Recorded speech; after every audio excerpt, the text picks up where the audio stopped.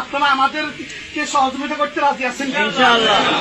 আমি যদি জান্নাতি হই এটাই আমার লাভ। আমি ব্যক্তি জাহান্নামী হয়ে গেলাম, আমার কোনো লাভ আছে? সে ক্ষমতায় না আসুক, কিন্তু আমি জান্নাতি। ধরেন আওয়ামী লীগ ক্ষমতা আসলো, বিএনপির ক্ষমতা আসলো, আমি ব্যক্তি জাহান্নামী হয়ে গেলাম, আমার কোনো লাভ আছে?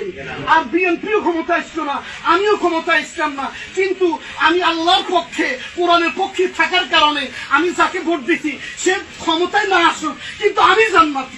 তাহলে লাভ কোনটা? আমারটা। তাহলে সরকার ক্ষমতা আসুক বা না আসুক, আমি যদি জান্নাতি হই এটাই আমার লাভ। অতএব আপনারা আমাদেরকে সমর্থন দিয়ে আগামী দিনে আমরা যেন সুন্দর একটি কল্যাণকর রাষ্ট্র নির্মাণ করতে পারি, আপনারা আমাদেরকে সহযোগিতা করবেন, এটা আপনাদের কাছে প্রত্যাশা করি। আপনারা আমাদেরকে সহযোগিতা করতে রাজি আছেন ইনশাআল্লাহ? যারা রাজি আছেন আমাদের সহযোগী ফরম আমরা পূরণ করতেছি, একটু পূরণ করে